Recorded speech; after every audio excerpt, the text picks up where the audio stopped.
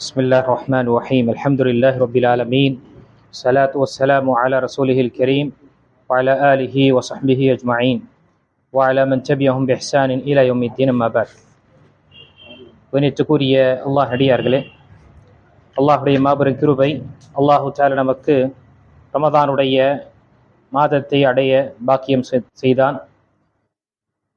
அதே போல அவனுக்கு வணங்கி வழிபடுவதற்காக தராவியுடைய தொழுகையை நாம் நிறைவேற்றிய வண்ணமாக இருக்கின்றோம்.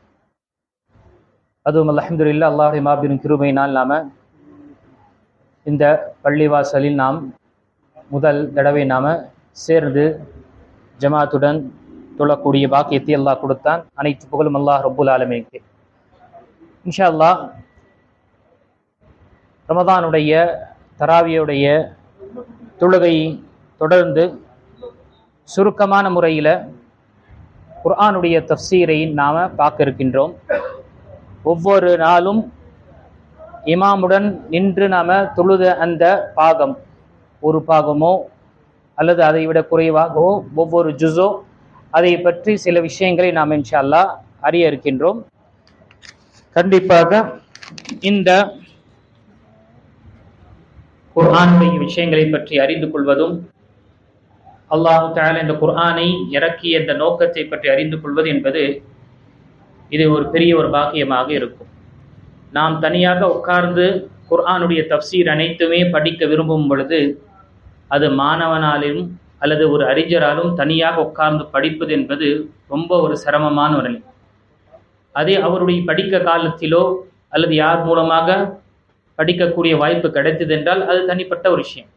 அப்படி என்ற தருணத்தில் கணித்துக்குரிய அல்லாஹ் நடிகார்கள், பெரியோர்களே, சிறுவர்கள், அதே போல தாய்மார்கள், சுகளை இன்ஷா அல்லாஹ் ஒவ்வொரு தராவியுடைய தொழுகைக்கு பிறகும் சுருக்கமான முறையில் இந்த படித்த பகுதியிலிருந்து, இந்த ஜுஸிலிருந்து என்ன ஒரு பிரத்யேகமான சில சட்டங்களையும் சில உபதேசங்கள் நமக்காக இருக்கின்றது என்று நாம் பார்க்கலாம். அல்ஹம்துலில்லாஹ் இன்று நாம கிட்டத்தட்ட 1.25 ஜுஸ் முடித்தோம். 1.25 ஜுஸ் நாம முடித்தோம். அல்ஹம்துலில்லாஹ் சைக்குலுடைய ஒரு ருபோவை நாம் முடித்திருக்கிறோம். கிட்டத்தட்ட சூரத்துல் பக்ராவுடைய 171 வசனம் வரை நாம கேட்டிருக்கின்றோம். அல்லாஹு தஆலா இந்த இருக்கக்கூடிய இந்த நின்று தொழக்கூடிய இந்த தொழுகை அல்லாஹ் ஏற்றுக்கொள்வானாக. சுருக்கமான முறையில் பார்க்கும் பொழுது கணித்துக்குரிய அல்லாஹ் நடிகார்களே, அல்லாஹு தஆலா இந்த குர்ஆனை ஒட்டுமொத்த மனிதர்களுக்கான ஒரு நேர்வழி காண்பிக்கக்கூடிய வேதமாக இறக்கினான். அது நமக்கு அனைவரும் தெரியும். இது முஸ்லிம்களுக்கு மட்டும் கிடையாது, முஸ்லிம் அல்லாத சகோதரர்கள் சகோதரிகளுக்கும் என்ன இது நேர்வழி காட்டக்கூடிய ஒரு வேதமாக இருக்கின்றது. மறுமை நாள் வரை வரக்கூடிய மக்களுக்கு இது நேர்வழி காட்டும். இது எப்படி 1445 வருடத்துக்கு முன்னால் இறக்கப்பட்டதோ அதே அசல் தரத்தில் இருக்கின்றது. இது ஒரே ஒரு புத்தகம்தான் பூமியில் அதனுடைய அசல் தரத்தில் இருக்கக்கூடியது தான். அது ஆராய்ச்சியின் அடிப்படையிலும் நாம் பார்க்கலாம். அதே போல ஒரு முஃமின்கள், முஸ்லிம் என்று சொல்லக்கூடிய நாம் ஈமான் கொள்கிறோம். வாங்க இன்று பார்த்த விஷயம் பார்க்கும் பொழுது 2 சூறாக்களை பார்த்தோம். ஒன்று சூரத்துல் ஃபாத்திஹா, இரண்டாவது சூரத்துல் பக்ராவுடைய ஒரு 1.25 ஜுஸ். சூரத்துல் ஃபாத்திஹாவை பற்றி பார்க்கும் பொழுது அல்லாஹு தஆலா இந்த சூரத்துல் ஃபாத்திஹாவுடைய எண்ணற்ற சிறப்புகளை கூறியிருக்கின்றார். அதில் மிக முக்கியமானது முஸ்லிமில் வரக்கூடிய ஹதீஸில் லா ஸலாத்த லிமன் லம் யக்ரா பி ஃபாத்திஹத்தில் கிதாப், எவர் ஒருவர் தொழுகையில் சூரத்துல் ஃபாத்திஹா ஓதவில்லையோ அவருடைய அந்த தொழுகை கணக்கிடப்படாது. அது நஃபிலாக இருக்கட்டும், ஃபரதாக இருக்கட்டும், பின்னாடி நின்று தொழக்கூடியவராக இருக்கட்டும், தனியாக தொழக்கூடியவராக இருக்கட்டும், தொழுகை என்று இருந்தாலே சூரத்துல் ஃபாத்திஹா ஓதுவது என்பது கட்டாயமானது. அது ருக்குனில் ஒன்று. அது விடுபட்டதென்றால், வேணுமென்றே ஒருவர் விட்டார் என்றால் அது அந்த ரக்காத்தை கணக்கிடப்படாது என்ற அறிஞர்களுடைய ஆதாரத்தை நாம் பார்க்கிறோம். இப்போ இந்த சூரத்துல் ஃபாத்திஹாவில் முதல் விஷயம் அல்லாஹு தஆலா எல்லா விதமான கொள்கையிலும் எல்லா விதமான கோட்பாடுகளையும் அல்லாஹு தஆலா இடித்து தகர்த்துவதற்காக, தௌஹீதை நிலைநாட்டுவதற்காக அல்லாஹு தஆலா முதல் விஷயத்தை அல்ஹம்துலில்லாஹி ரப்பில் ஆலமீன் என்று கூறினார். அனைத்து புகழும் ஏகறிவனான ஒட்டுமொத்த பிரபஞ்சத்தின் ரப்பாக இருக்கக்கூடியவன். அப்போ இதில் நாத்திக சொல்லக்கூடிய, ஏத்திஸ்ட் என்று சொல்லக்கூடிய, இது இந்த பிரபஞ்சம் அனைத்துமே இயற்கையாக அமைக்கப்பட்டது என்று வைக்கக்கூடியவர்களுக்கு முதல் அல்லாஹு தாலா சொல்லக்கூடிய வார்த்தை, இது அனைத்து பிரபஞ்சத்திற்கும் ஒரு ரப் இருக்கின்றான். அதே போல இந்த சூரத்தில் பார்க்கும் பொழுது முதல் 4 வசனங்கள் அல்லாஹு தஆலா அவனுடைய புகழை பற்றியும் அவனுடைய அந்தஸ்தை பற்றியும் தெரியப்படுத்துகின்றான். அவன் எப்படிப்பட்டவன் என்ற விஷயத்தையும் தெரியப்படுத்துகின்றான். மறுமை நாளுடைய அதிபதியும் என்று அல்லாஹு தஆலா தெரியப்படுத்து. இப்போ இது தௌஹீதுடைய விஷயங்கள் நமக்கு முதல் விஷயமாக தௌஹீத் இங்கு நினைவுபடுத்தப்படுகின்றது. இப்போ குர்ஆனுடைய 3 ஒரு பாகம் பார்க்கும் பொழுது 1/3 பார்ட் பார்க்கும் பொழுது முழுமையாக தௌஹீதை தான் அங்கு வலியுறுத்திருக்கின்றது. இறைவன் படைத்த இறைவனை மட்டுமே வணங்க வேண்டும், படைப்பினங்களை வணங்கக்கூடாது என்று நமக்கு தெரியப்படுத்தப்படுகிறது. அதற்கு பிறகு அல்லாஹு தஆலா மற்ற வசனங்களில் பார்க்கும் பொழுது இய்யாக நஅபுது வ இய்யாக நஸ்தஈன், உன்னையே நாம் வணங்குகின்றோம், உன்னிடமே நாம் உதவி தேடுகின்றோம். உதவி, கஷ்டம், நஷ்டம், சோதனை என்று என்ன வந்தாலும் நம்முடைய வாழ்க்கையில் அவனிடம் மட்டுமே மன்றாட வேண்டும், அவனிடம் மட்டுமே கேட்க வேண்டும் என்று எங்களுக்கு ஒவ்வொரு தொழுகையிலும் நினைவூட்டப்படுகின்றது. என்றால் ஒரு முஃமினானவன் சூரத்துல் ஃபாத்திஹாவை ஓதக்கூடியவன் அல்லது கேட்கக்கூடியவன் ஷிர்க் செய்ய மாட்டான். அவன் ஒவ்வொரு நேரத்திலும் சான்று பகர்கின்றான், நான் உன்னையே வணங்குகின்றோம், நான் உன்னிடமே உதவி தேடுவேன் என்று. ஆனால் இந்த சூறாவை ஓதிவிட்டும் நாம் பார்க்கின்றோம், முஸ்லிம்களாக இருக்கக்கூடிய சிலர் கபர் வழிபாடுகளையும் அல்லது மற்ற ஷிர்க்குடைய விஷயங்களை செய்யக்கூடியவர்களாக இருக்கின்றார்கள். சொல்வதோ அவனுடைய ஒரு வாய்ப்பேச்சாக ஆகிவிடுகின்றது. ஆக நம்முடைய வாழ்க்கையில் இந்த அம்சம், இந்த வசனம் முழுமையாக பதிந்திருக்க வேண்டும். அது நம்முடைய குழந்தைகளுக்கும் நினைவுபடுத்த வேண்டும். படைத்த இறைவனை மட்டும்தான் வணங்க வேண்டும், படைப்பினங்களை நாம் வணங்கக்கூடாது. பிறகு அல்லாஹு தஆலா இந்த வசனத்தில் நேர்வழி பெற்றவர்களுடைய நேரான பாதையை நீங்கள் கேளுங்கள் என்று அல்லாஹு தஆலா கூறுகின்றார். நமக்கு அல்லாஹுடைய மாபெரும் கிருபை ஹிதாயத்து கொடுக்கப்பட்டது. அல்லாஹு தஆலா நம்மிடமிருந்து என்ன பொருந்தி கொண்டான் என்று தெரியவில்லை, ஹிதாயத்து நமக்கு கொடுக்கப்பட்டது. ஆனால் அந்த ஹிதாயத்து கொடுக்கப்பட்ட விஷயம் அது நிலையாக நமக்கு இருக்க வேண்டும் என்றால் அவனிடம் இதை உறுதியாக இருப்பதற்காக கேட்டுக்கொண்டே இருக்கும். அதனால்தான் நாம இஹ்தினஸ் ஸிராத்தல் முஸ்தகீம் என்ற வசனத்தை ஓதுகின்றோம். யா அல்லாஹ், நமக்கு நேரான வழியை காண்பிப்பாயாக. நமக்கு கொடுக்கப்பட்டது, நமக்கு அந்த பாக்கியம் கொடுக்கப்பட்டது. ஆனால் அதில் நிலையாக இருப்பதற்காக எப்பொழுதுமே நாம் தேவையானவர்கள். நமக்கு தேவை உள்ளது அல்லாஹுடைய உதவி, அவனுடைய கிருபை தேவையுள்ளது என்று மனிதன் தன்னுடைய இயலாமையை அவன் முற்படுத்த வேண்டும். கடைசியில் இந்த வசனத்தில் சொல்லும் பொழுது, நீ நேரான வழியை கேட்கும் பொழுது தவறான வழியிலிருந்தும் உன்னை பாதுகாப்பதற்காக அல்லாஹ்விடம் அல்லாஹுடைய உதவி தேடிக்கொள். கைரில் மக்தூபி அலைஹிம் வலத்தாலீன், எப்படிப்பட்ட பாதையிலிருந்து என்னை பாதுகாப்பாயாக, யார் மீது உன்னுடைய கோபம் இறங்கியதோ அதே போல யார் வழி கெட்டார்களோ. கோபம் யார் மீது இறங்கியது? யூதர்கள் மீது. அவர்களுக்கு கல்வி கொடுக்கப்பட்ட பிறகும், அவர்களுக்கு எல்லா விஷயம் தெரிந்த பிறகும், அவர்களுடைய அட்டுழியங்களும் அவர்களுடைய அனாச்சாரங்களும் அல்லாஹு தாலாவை என்ன செய்தான்? அவர்களை சபித்து விட்டான், அவர்கள் மீது கோபத்தை இறக்கினான். வழிகேட்டர்கள் என்று பார்க்கும் பொழுது ஈசா அலைஹிஸ்ஸலாமை கடவுள் என்று, இயேசுவை கடவுள் என்று வைத்துக் கொள்ளக்கூடியவர்களுடைய நிலையும் அல்லாஹு தாலா தெரியப்படுத்துகின்றான். கல்வி இல்லாத அடிப்படையில் ஆர்வத்தை கொண்டு வணங்க வேண்டும் என்ற ஆர்வம் இருந்து கல்வி இல்லாதனால வழி தவறி செல்லக்கூடியவர்களாக இருந்தார்கள். அப்போ ஒரு முஃமின் எப்பொழுது ஹிதாயத்தான ஒரு பாதையை கேட்கின்றானோ அதே நேரத்தில் தவறான பாதையிலிருந்து விலகி இருக்கணும். அதற்கு மிக முக்கியமான விஷயம் என்ன? அந்நிய கலாச்சாரத்திலிருந்து விலகி இருக்கும். இல்லை என்றால் ஒவ்வொரு தொழுகையிலும் அவன் கேட்கிறான், யா அல்லாஹ், யாருடைய எந்த பாதையில் உன்னுடைய கோபம் இறங்கியதோ, சாபம் இறங்கியதோ அந்த பாதையில் எனக்கு அதிலிருந்து என்னை பாதுகாப்பா என்று கேட்கிறான். ஆனால் அவனுடைய நடைமுறை, வாழ்க்கையின் நடைமுறை என்று பார்க்கும் பொழுது அந்நிய கலாச்சாரத்தையும் வெஸ்டர்ன் கல்ச்சருடைய நிலையில் தான் இருக்கின்றான். என்றால் இது எப்படிப்பட்ட ஒரு ஈமானாக இருக்கும்? கேட்கின்றான் ஒன்று, அவனுடைய செயலோ அதற்கு முரணாக இருக்கின்றது. ஆக இந்த விஷயத்தை நமக்கு சூரத்துல் ஃபாத்திஹா நினைவுபடுத்துகின்றது. இந்த சூரத்துல் ஃபாத்திஹாவில் குர்ஆனுடைய எல்லா அம்சங்களையும் அல்லாஹ் தஆலா அமைத்திருக்கின்றான். அதனால்தான் இந்த சூரத்துல் ஃபாத்திஹாவுக்கு இன்னொரு பேர் உம்முல் குர்ஆன், குர்ஆனுடைய தாய். என்ன அர்த்தம்? குர்ஆனில் இருக்கக்கூடிய எல்லா சுவாரஸ்ய அம்சங்களும் அது அனைத்துமே அல்லாஹ் தஆலா இந்த சூறாவில் வைத்திருக்கின்றான், இந்த சுருக்கமான இந்த சூறாவில்.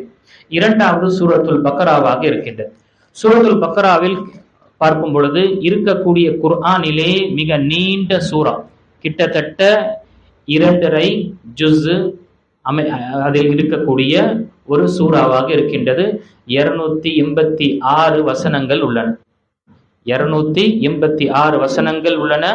சூரத்துல் பக்ரா இது குறிப்பாக மதனி சூறாவாக இருக்கின்றது. மதனி சூரா என்று சொல்லும் பொழுது சூரா இறக்கப்பட்ட 2 வகையை அறிஞர்கள் தெரியப்படுது. ஒன்று மக்கி சூரா. என்ன மக்கி? நம்ம படிக்கும் பொழுது தமிழாக்கத்துல பதிவு செய்திருக்கும் அல்லது அரபில இருக்கும். இது மக்கி சூரா, இது மதனி சூரா. என்ன அர்த்தம்? ஹிஜ்ரத்துக்கு முன்னால் இறக்கப்பட்ட அனைத்து சூறாக்களும் அனைத்து வசனங்களும் என்ன? அது மக்கி சூரா என்று சொல்லப்படும். மக்காவுடைய அந்த காலத்தில் இறக்கப்பட்ட. ஹிஜ்ரத்துக்கு பிறகு இறக்கப்பட்ட அனைத்துமே அது மதனி சூறாவாக இருக்கும். அது மக்காவில் இறங்கினாலும் சரியே. இப்போ இங்கு இந்த சூரத்துல் பக்ரா என்று பார்க்கும் பொழுது இது மதனி சூறாவாக இருக்கின்றது. இருக்கிறது மிக நீண்ட ஒரு சூறாவாக இருக்கின்றது. இந்த சூறாவுடைய பெயர் ஏன் சூட்டப்பட்டது? பக்கரா. பக்கரா என்று பார்க்கும் பொழுது மாடு. ஏன் இந்த பெயர் வந்தது? ஏன் என்ன காரணம் என்று பார்க்கும் பொழுது அந்த மாட்டை அறுக்கக்கூடிய சம்பவம் பனி இஸ்ராயேல்களுக்கு சோதனை செய்வதற்காக அல்லாஹு தஆலா அவர்களுடைய காலத்தில் அந்த மாட்டை அவர்கள் கன்றை என்ன செய்தாங்க? வணக்க அவங்களுடைய இறைவனாக ஆக்கி கொண்டிருந்தார்கள். அந்த கன்றை, மாட்டு கன்றை, கண்ணுக்குட்டி என்ன செஞ்சாங்க? இறைவனாக ஆக்கி கொண்டு வணங்கி கொண்டு இருந்தாங்க. இப்போ அந்த சந்தர்ப்பத்தில் அவர்களுடைய அந்த கோத்திரத்தில், யூதர்களுடைய அந்த கோத்திரத்தில் ஒருவனை கொன்று விட்டார்கள். யார் கொண்டார் என்று யாருமே சொல்ல மாட்டோம். ஆனா தெரியும், சொல்ல மாட்டோம். இந்த கொலை செய்யப்பட்டவனுடைய வீட்டார்கள் எப்படியாவது அறிந்து கொள்ள வேண்டும் என்று ஆர்வத்தில் கேட்கும்போது மூசா அலைஹிஸ்ஸலாமிடம் வந்து கூறுகின்றார். மூசா அலைஹிஸ்ஸலாம் அல்லாஹு தஆலாவிடம் இந்த விஷயத்திற்காக விடையை தேடுவதற்காக சொல்லும் பொழுது அல்லாஹு தஆலாவுடைய கட்டளை பக்கரா, அவங்களுக்கு மாட்டை அறு சொல்லுங்க. பாத்தீங்களா? எந்த விஷயத்தை அவர்கள் இறைவனாக ஆக்கி கொண்டு இதுதான் நமக்கு எல்லாமே செய்யும் என்று இருந்தார்களோ அல்லாஹு தஆலா அதையே அருங்க என்று கூறினார். இந்த விஷயம் அவர்களுடைய வாழ்க்கையில பெரிய ஒரு பாதிப்பாக இருந்தது. ஏன்னா யோசிச்சு பாருங்க, ஒரு விஷயத்தை வணங்கக்கூடிய விஷயம், அவர்கள் அதை அறுக்க வேண்டும் என்றால் பெரிய ஒரு சிரமமாக தான் இருக்கும். சரி, நமக்கு வேலை முடியணும் என்று நினைச்சாங்க. முதல்ல என்ன கேலி செய்றீங்களா? ரொம்ப நீங்க என்ன கேலி செய்றீங்களா? மாட்டை அறுத்து நம்ம எப்படி அறிய முடியும் கொலை செய்தவன் யார் என்று? அல்லாஹு தஆலா கட்டளையிட்டான். அது எப்படி முடியும் என்று சொல்லும் பொழுது அல்லாஹ் சொன்ன அந்த நேரத்தில் அவங்க அறுத்திருந்தாங்கன்னா அவங்களுக்கு பதில் கிடைச்சிருக்கும். ஆனா குறுக்கு கேள்வி கேட்டு கேட்டு தன் மீது வினயமாக அமைத்து கொண்டாக கேள்விகள் எல்லாம் எப்பொழுதெல்லாம் கேட்க ஆரம்பித்தார்களோ ஒரு வேடிக்கையாக, ஒரு ஏளனமாக அல்லாஹு தஆலா அப்படிப்பட்ட மாட்டை தேடுவதற்காக சிரமப்படுத்தி விட்டான். முதல் அது எப்படி இருக்கும் கேட்டாங்க. பிறகு அதனுடைய நிறம் எப்படி இருக்கும் என்று கேட்கிறாங்க. அல்லாஹு தஆலா பாருங்க, மஞ்சள் நிழல் உள்ள மாட்டை எடுத்துடுவாங்க. சுத்துறாங்க. எங்கடா கிடைக்கும் மஞ்சள் நிறம்? பிறகு இப்படிலாம் இருக்கணும் என்ற நிறைய கண்டிஷன் போடும் பொழுது கடைசியில எங்குமே கிடைக்கல. கடைசியில் இங்கு ரொம்ப தேடி அதற்கு பல லட்சம் கொடுத்து அந்த சில அறிவிப்பின் அடிப்படையில் அந்த மாட்டுடைய எடை அளவு தங்கமோ அல்லது வெள்ளியோ அல்லது பொற்காசோ கொடுத்து அதை வாங்கிட்டு வந்து அறுத்து அதில் இருக்கக்கூடிய மாமிசத்தை அவனுடைய உடலில் அடிக்கும் பொழுது அவன் எழுந்து அவனை யார் கொன்றான் என்று சொல்லிவிட்டு திரும்பவும் அவனுடைய நிலையை அவன் மடிந்து விட்டான். இது பார்த்த உடனே ரொம்ப அவங்களுக்கு ஆச்சரியம். இந்த ஒரு காரணம் அல்ல, இந்த ஒரு சம்பவத்தை பதிவு செய்தனால்தான் இந்த சூராவுக்கு சூரத்துல் பக்ரா என்று சொல்லப்படுகிறது. இந்த சூரத்துல் பக்ராவில் பார்க்கும் பொழுது அல்லாஹு தஆலா யூதர்களுடைய எல்லா விதமான விஷயங்களை அல்லாஹு தஆலா பதிவு செஞ்சிருக்கான். முதல் அவர்களை எப்படி வைத்தான், எப்படிப்பட்ட சிறப்புகளை கொடுத்தான், எப்படிப்பட்ட நிலையில் அவர்களை அல்லாஹு தஆலா உயர்த்தினான் என்று அல்லாஹு தஆலா குறிப்பிட்டு அவர்கள் செய்த அட்டூழியங்களும் அவர்கள் செய்த அனாச்சாரங்களால் அல்லாஹு தஆலா அவர்களை மிக மோசமான நிலையில் அல்லாஹு தஆலா தள்ளினான். அவர்களுக்கு நாதி இல்லாத ஒரு நிலையில எங்கெல்லாம் சுத்த முடியுமோ அல்லாஹு தஆலா இருக்கக்கூடிய இடமே இல்லாத சுத்த 40 வருஷம் அவர்களுக்கு கிடைக்காத ஒரு நிலையும் அல்லாஹு தஆலா ஆக்கினா அவர்களுடைய அட்டுழியத்தால். மண்ணு செல்வ வந்து இறங்கும் பொழுது, சொர்க்கத்திலிருந்து உணவு வரும் பொழுது இதெல்லாம் நமக்கு கிடையாது. இதெல்லாம் சாப்பிட்டு சாப்பிட்டு அழுது போயிடுச்சு. எங்களுக்கு வகை வகையான காய்கறிகளும் வகை வகையான கீரை வகைகளுக்கு கொடுங்க என்று சொல்லும் பொழுது, சரி அப்படி என்றால் நீங்க எப்படிப்பட்ட மோசமானவர்கள்? இந்த சொர்க்கத்திலிருந்து வரக்கூடிய விஷயத்தை விட்டு நீங்க இங்க பூமியில் விளையக்கூடிய விஷயங்களை விரும்புகிறீங்களா என்று, சரி எடுத்துக்கங்க, மிஸ்ருக்கு போயிடுங்க என்று அல்லாஹ் தஆலா அனுப்புறான். அதற்கு பிறகு அவருடைய இழிவுகள், அவர்கள் செய்த அட்டுழிகள் எல்லாத்தையும் அல்லாஹ் தஆலா இந்த சூறாவை பதிவு செய்கின்றான். நீண்ட அவருடைய வரலாற்றை அல்லாஹ் தஆலா பதிவு செய்யணும். அவங்க எப்படி இருந்தாங்க, திரும்ப எப்படி மதீனாவுக்கு வந்தாங்க என்ற விஷயங்களை அல்லாஹ் தஆலா அங்கு தெரியப்படுத்துகின்றான். இப்போ இங்கு இந்த சூறாவை பார்க்கும் பொழுது கணித்துக்குரிய அல்லாஹ்வியார்களே, சூரத்துல் பக்ராவுடைய முதல் பாதி ஜுஸ் என்று பார்க்கும் பொழுது முழுமையாக இந்த சம்பவங்களையும் வரலாற்றை அல்லாஹ் தஆலா பதிவு செய்கின்றான். ஆதம் அலைஹிஸ்ஸலாமுடைய வரலாற்றை பதிவு செய்கின்றான். பிறகு அல்லாஹ் தஆலா யூதர்களுடைய நிலையை அல்லாஹ் தஆலா பதிவு செய்கின்றான். அவங்களுடைய மூசா அலைஹிஸ்ஸலாமுடைய சம்பவங்கள் எல்லாம் பதிவு செய்துவிட்டு சில சட்டங்களை அல்லாஹ் தஆலா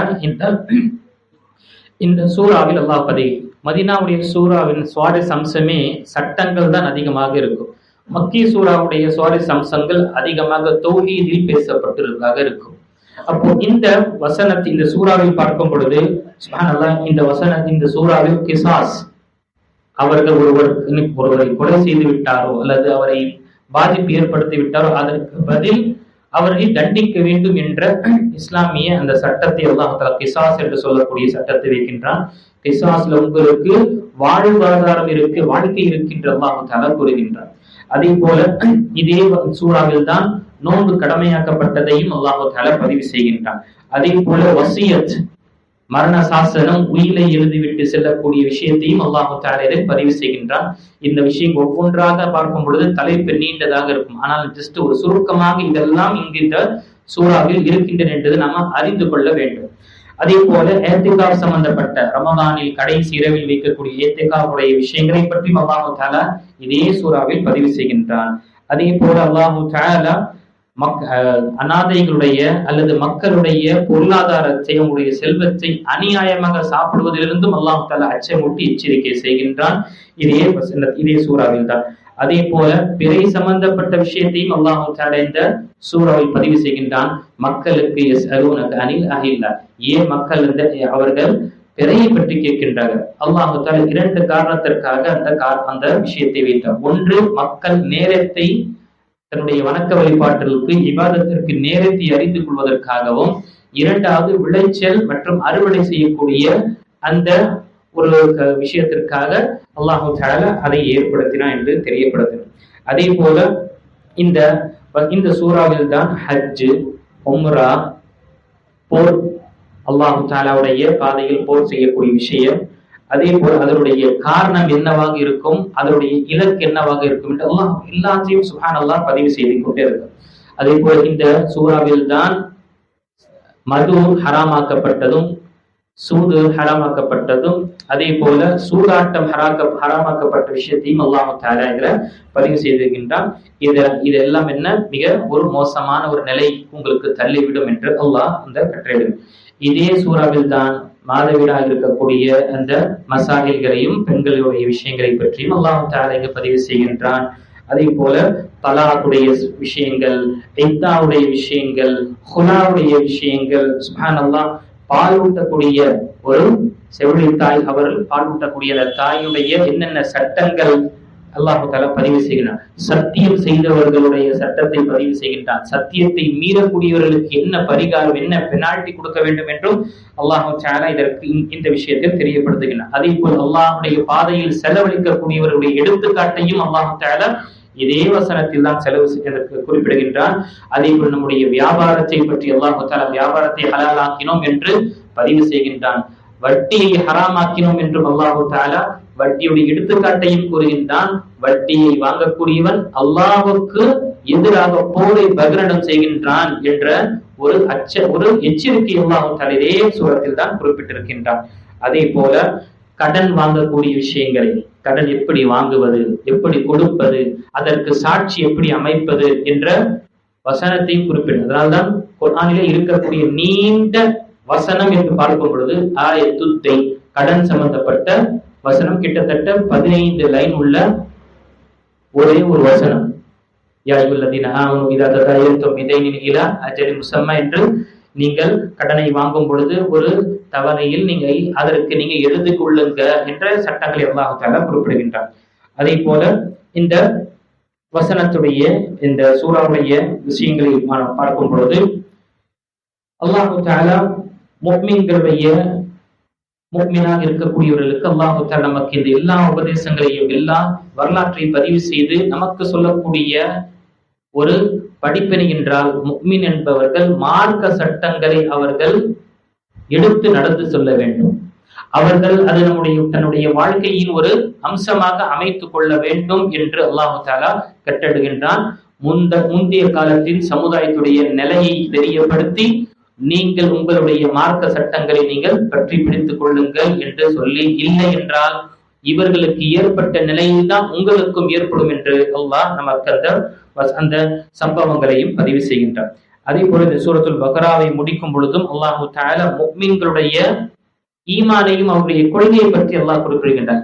ஆமன ரசூலு பிமா உன்ஸில இலைஹி மிர் ரப்பிஹி வல் முஃமினூன் என்று முஃமின்கள் எப்படி இருப்பார்கள், அல்லாஹ் மீதும் அவருடைய வானவர் மீதும் அந்த அவருடைய வேதங்கள் மீது எப்படி ஈமான் கொள்வார்கள் என்ற விஷயத்திலும் அல்லாஹு தஆலா பதிவு செய்கின்றான் அங்கு. அதே போல முத்தகீன்கள் எப்படி இருப்பார்கள், இறைச்சம் உள்ளவர்கள் எப்படி இருப்பார்கள் என்ற அந்த தன்மைகளையும் அல்லாஹ் தஆலா இதே வசனத்தில் பதிவு செய்கின்றார்.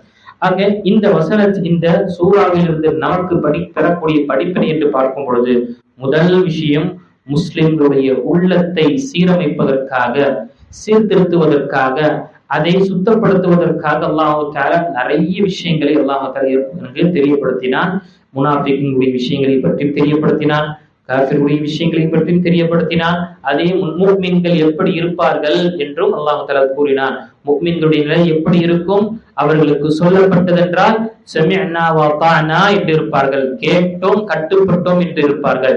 யூதர்களுடைய நிலை எப்படி இருக்கும் என்றால் அவர்கள் சமிஅனா வ அஸைனா என்று அவர்கள் சொல்லக்கூடியவர்களாக இருப்பார்கள், கேட்டும் மாறு செய்தோம் என்று சொல்லக்கூடிய நிலை இருக்கும் என்று அல்லாஹ் அந்த திருமறையில் வர்ணிக்கின்றான். அப்ப முதல் நமக்கு கிடைக்கக்கூடிய விஷயம் என்ன, நம்முடைய உள்ளங்களை, முஃமின்களுடைய உள்ளங்களை தர்பியத் செய்வதற்காக, அது உள்ளத்தை சீர்படுத்துவதற்காக அல்லாஹ் தஆலா நிறைய சட்டங்களை அமைத்திருக்கின்றான். அது மிக முக்கியமானது என்று பார்க்கும் பொழுது நம்முடைய இந்த நோன்பு தான்.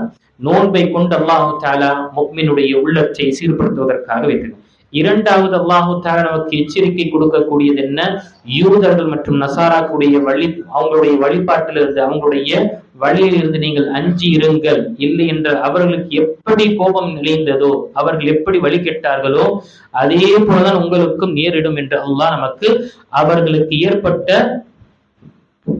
விளைவை அல்லாஹ் தஆலா நமக்கு இங்கு எச்சரிக்கையாக தெரியப்படுத்தினான். அதே போல சுப்ஹானல்லாஹ், இவர்களுடைய யூதர்களுக்கு சோதனை செய்யும் பொழுது இவர்கள் அந்த சோதனையில் தோல்வி அடைந்தார்கள்.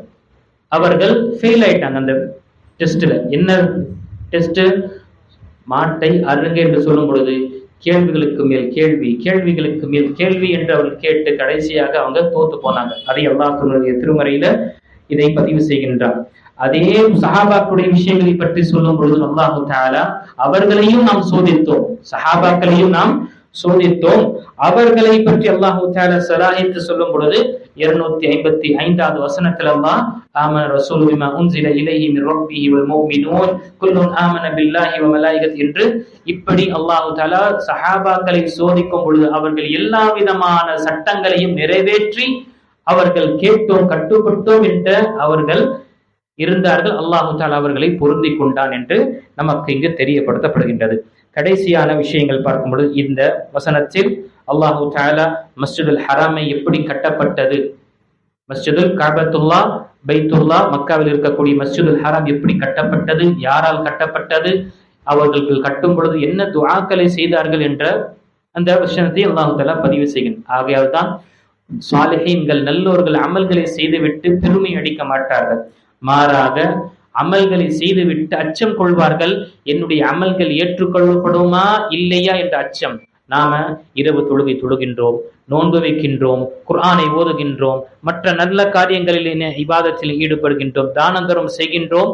அனைத்தும் செய்துவிட்டு நம்முடைய உள்ளத்தில் அச்சம் இருக்க வேண்டும். கண்ணியத்துக்குரிய சகோதரர்களே சகோதரிகளே, அல்லாஹு தஆலா இதை ஏற்றுக்கொள்வானா இல்லையா அந்த அச்சம் இருக்க, இது நல்லவர்களுடைய ஒரு அடையாளமாக இருக்கும். எவ்வளவு சிறந்த வடிவத்தில் செய்தாலும் அல்லாஹ் இதை ஏற்றுக்கொள்வானா இல்லையா என்ற அச்சம் நமக்கு இருக்க வேண்டும். இது அல்லாஹு தஆலாவிடம் வைத்திருக்கக்கூடிய ஈமானின் அடையாளம். நபி இப்ராஹிம் அலைஹிஸ்ஸலாம் மற்றும் இஸ்மாயில் அலைஹிஸ்ஸலாம் அவர்கள் கஅபத்துல்லாஹை கட்டிவிட்டு என்ன கேட்டார்கள்? ரப்பனா தகப்பல் மின்னா இன்னக அன்த ஸமீஉல் அலீம். எங்களுடைய இரட்சகனே, எங்களிடமிருந்து ஏற்றுக்கொள்வாயாக. யாருடைய கட்டளையிலிருந்து கட்டினார்கள்? அவர்கள் தானாக கட்டினார்களா? அல்லாஹ்வுடைய கட்டளை கொண்டு அவர்கள் கட்டினார்கள். எப்படிப்பட்ட இப்ராஹிம் அலைஹிஸ்ஸலாம்? ஹலீலுர் ரஹ்மான், அல்லாஹ்வுடைய நேசன். அப்படிப்பட்ட நேசன் கட்டக்கூடிய அந்த ஹலீலுடைய கட்டளை கொண்டு கட்டுகின்றார் என்றால் அல்லாஹு தஆலா எப்படி அதை நிராகரிப்பான்? அல்லாஹு தஆலா எப்படி அதை ஏற்றுக்கொள்ள மாட்டான்? ஆனால் அவருடைய உள்ளத்தில் அச்சம், இந்த பயம் இருந்தது. அதனால்தான் நாம செய்யக்கூடிய அமல்கள் அல்லாஹ்விடம் ஏற்றுக்கொள்ள வேண்டும் என்ற அந்த அச்சம் இருந்து கொண்டே இருக்கு. அதனால துஆ கேட்டுக்கொண்டே இருக்க வேண்டும். கடைசியாக இந்த சூறாவில் நமக்கு கிடைக்கக்கூடிய படிப்பினை என்று பார்க்கும் பொழுது நம்முடைய குழந்தைகளுடைய தர்பியத்தை பற்றி இங்கு தெரியப்படுத்துகின்றது. நாம கிட்டத்தட்ட 6வது ரக்அத்தில் நாம ஓதிய குறிப்பாக யாக்கூப் அலைஹிஸ்ஸலாமுடைய அந்த மரண தருவாயை பற்றி அல்லாஹ் தஆலா குறிப்பிடுகிறார். அம் குன்தும் ஷுஹதா அன் இத் ஹதர யாக்கூப் அல் மௌத். நீங்கள் அவர்களுக்கு முன்னால் இருந்தீங்களா, சாட்சியாக இருந்தீங்களா? யாக்கூப் அலைஹிஸ்ஸலாமுக்கு மரணம் வரும் பொழுது, அவர்களுக்கு கடைசி கட்டம் வரும் பொழுது அவர்களுடைய புதல்வர்களை, அவர்களுடைய வாரிசுகளை அழைத்து அவர்கள் என்ன கேட்டார்கள்? இது நம்முடைய குழந்தைகளுடைய விஷயத்தில் தர்பியத்தில் ஒவ்வொரு பெற்றோர்களும் சிந்திக்க வேண்டும். இது அல்லாஹ் நமக்கு நினைவுபடுத்துவது எதற்காக? யாக்கூப் அலைஹிஸ்ஸலாம் பாருங்க, தன்னுடைய குழந்தைகளை தர்பியத் செய்யக்கூடிய விஷயத்தில் எதுவரை அவர்கள் கண்காணித்தார்கள்? மௌத் வர வரை என்ன செய்தார்கள்? அவர்கள் தர்பியத்துடைய விஷயங்களை மிகவும் அவர்கள் முக்கியத்துவம் கொடுத்தார்கள். நம்முடைய வாழ்க்கையிலும் குழந்தைகள் வளர்ந்து விட்டார்கள், அவர்களுக்கு அவர்களுடைய ஒரு செட்டிலைட் கடைசி ஹயாத் இருக்கும் வரை நான் உலகத்தை விட்டு செல்லும் பொழுது என் குழந்தை தௌஹீதில் இருக்கின்றானா, என் குழந்தை என்னுடைய மகன் அல்லது என்னுடைய மகள் பிதஅத்திலிருந்து விலகி இருக்கின்றாளா என்ற வழிகேடிலிருந்து விலகி இருக்கின்றார் என்ற உறுதியை நாம் பெற்றுவிட்டு செல்லும் பொழுது நிம்மதியான ஒரு பொறுப்பை நிறைவேற்றிய நிலையில் நாம் செல்லக்கூடியவர்களாக இருக்கும். அதான் கேட்கிறாங்க, என்ன யாக்கூப் அலைஹிஸ்ஸலாம் நபி, அவருடைய குழந்தைகள் வாரிசுகள் எப்படி இருப்பாங்க? அந்த யாக்கூப் அலைஹிஸ்ஸலாமுடைய மகனார் யூசுப் அலைஹிஸ்ஸலாம், அதே மாதிரி பின்யாமீனும் இருக்கு. இப்படி என்ற எல்லா நபிமார்கள், அந்த நபி ஸல்லல்லாஹு அந்த நபி யாக்கூபுடைய மகனார் எல்லாரையும் அழைத்து கேட்கிறாங்க, மா தஅபுதூன மின் பாதி, எனக்கு பிறகு நீங்க யாரை வணங்குவீங்க? பாருங்க, அங்கு கடைசியாக செல்லும் பொழுது உறுதியை பெற்றுக் கொண்டு செல்கின்றார். இதே நிலையில் நம்முடைய வாழ்க்கையில் இருக்க வேண்டும். தர்பியத் செய்வது என்பது குழந்தைகளுக்கு கடைசி வரை இருக்க வேண்டும். நம்முடைய மூச்சு நிற்கும் பொழுது அங்கு இந்த சொத்து இருக்கு, அந்த சொத்து இருக்கு என்று சொல்வதை விட, நீ மார்க்கத்தில் நிலையாக இருக்கிறாயா, தௌஹீதில் நிலையாக இருப்பாயா, எனக்கு பிறகு நீ மார்க்கத்தை நீ பொறுப்பேற்றுக் கொள்வாயா, எனக்கு பிறகு நன்மையான பணிகள் நான் செய்து கொண்ட விஷயத்தில் நீ அதை எடுத்து நடப்பாயா என்று ஒரு விஷயத்தை கேட்பது என்பது நம் மீது கடமையாக இருக்கு. இது தாயாக இருக்கட்டும், தந்தையாக இருக்கட்டும். இந்த தர்பியத் அல்லாஹ் தஆலா சூரத்துல் பக்ராவுடைய 133வது வசனத்தில் பதிவு. ஆக கணித்துக்குரிய அல்லாஹ்விடையார்களே, அல்ஹம்துலில்லாஹ், கடைசியான ஒரு இதனுடைய கடைசி ஒரு விஷயத்தை பார்க்கும் பொழுது அல்லாஹ் தஆலா நமக்கு எச்சரிக்கை விடுக்கின்றான். நீங்கள் உங்களுக்கு முன்னால் கடந்த சமுதாயங்களும் இருந்திருக்கின்றது, முன்னால் கடந்த சமுதாயங்களும் இருக்கு, அதை பற்றி நீங்கள் படிப்பினை எடுத்துக் கொள்ளுங்கள். ஆக நீங்க அமல்கள் செய்தால்தான் உங்களுக்கு நன்மையாக இருக்கும்.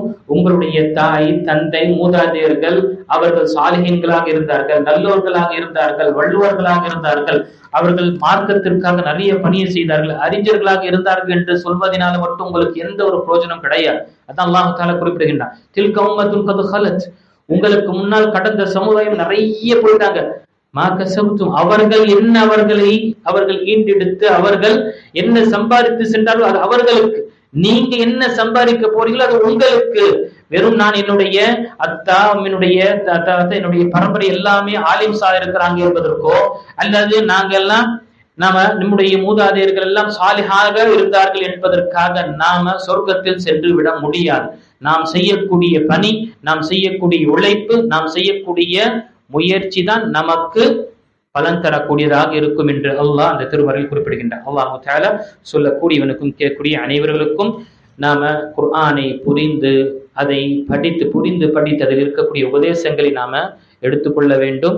அல்லாஹு தஆலா நமக்கு இந்த ரமதானை பெறக்கூடிய பாக்கியத்தை நமக்கு கொடுத்தான். அதனுடன் அல்லாஹு தஆலா இந்த ரமதானில் நாம் வீரியமாக நாம ஆர்வத்தோடு அவனை வணங்கி வழிபடக்கூடிய அந்த வாய்ப்பையும் அல்லாஹ் நமக்கு கொடுத்து உதவி புரிவானாக. நம்முடைய பாவங்களை நாம் மன்னித்த நிலையில் இந்த ரமதானை சிறப்பான ஒரு ரமதானாக ஆக்குவதற்கான அல்லாஹ் தஆலா நமக்கு தௌஃபீக்கை கொடுத்து தருவானாக. ஆமீன். வாக்ரு தவானா அல்ஹம்துலில்லாஹி ரப்பில் ஆலமீன்.